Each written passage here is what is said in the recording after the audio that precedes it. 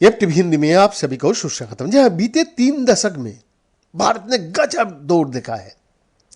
इस दौरान देश ने नरसिम्हा राव के उदारीकरण, अटल बिहारी वाजपेयी जी का सैनिक इंडिया और फिर मनमोहन सिंह का भारत निर्माण को देखा।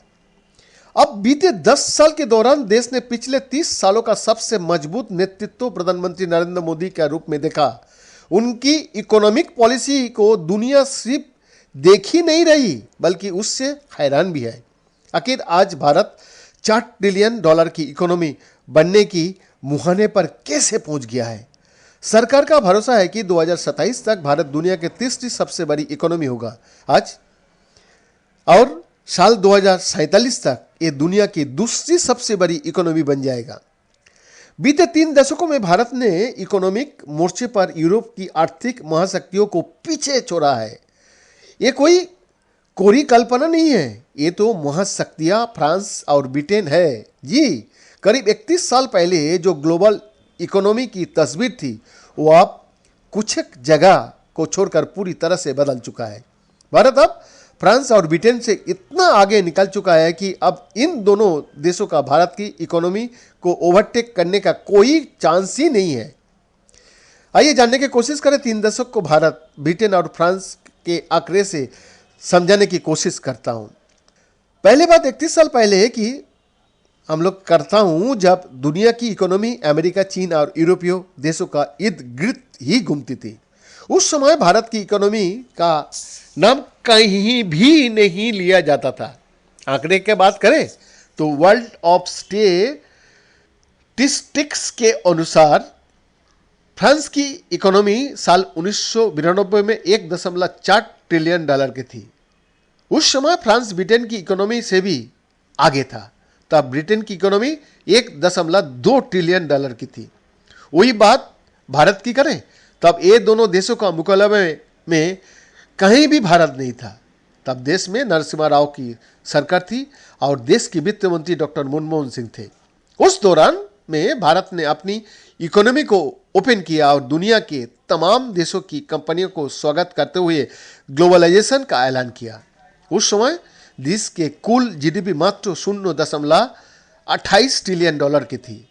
अब आप समझ सकता है कि आखिर भारत ने दोनों का साथ कैसे मुकाबला किया और कितनी तेजी के साथ इन दोनों देशों को पहचानने का सफर तय किया। साल 2023 खत्म हो चुका। दुनिया की ग्लोबल इकोनॉमी की तस्वीर बदल चुकी है। आंकड़े और मिजाज भी बदल चुका है। आज भारत दुनिया की टॉप 5 सुपर इकोनॉमिक पावर में से एक है।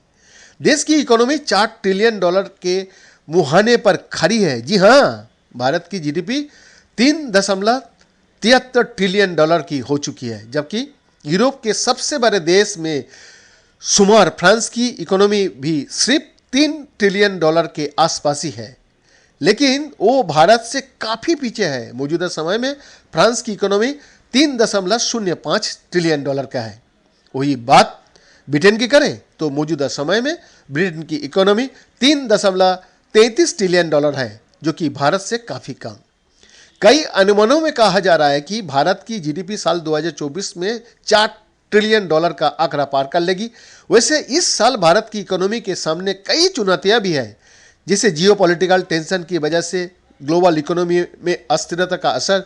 भारत समेत दुनिया की 50 राष्ट्राध्यक्षों की चुनाव भी आने वाली दिनों में इकोनॉमी को थोड़ा हिलाएगा। अमेरिका भी इस साल ब्याज दरों में कटौती करेगा, जो इकोनॉमी को तो बूस्ट देगा, लेकिन इसका फायदा ऐसे दौर में ग्लोबल इकोनॉमी और भारत को मिल सकेगा, ये भविष्य के गर्भ में छिपा है। उसके बाद भी एक्सपर्ट कह रहा है कि तमाम चुनौतियों की बाद भी भारत की इकोनॉमी पर उतना असर देखने को नहीं मिलेगा जितना कयास लगाया जा रहा है। वर्ल्ड बैंक से लेकर IMF और OECD तक भारत को दुनिया में फर्स्ट इकोनॉमी का तकमा पहना चुका। साल 2024 में भी यही होने वाला था। OECD के अनुसार भारत की इकोनॉमी वित्त वर्ष 2025 में 6.1% पर रह सकती है, जबकि IMF और वर्ल्ड बैंक के अनुसार यह आंकड़ा 6.1% से लेकर 6.5% तक रह सकता है। अगर बात RBI की करें तो वित्त वर्ष 2024 में भारत की जीडीपी ग्रोथ 7% पर रह सकती है, जबकि वित्त वर्ष 2025 की पहली 3 तिमाहियों में ग्रोथ 6.7%, 6.5% और 6.4% रह सकती है। बीएन की रिपोर्ट, FTV।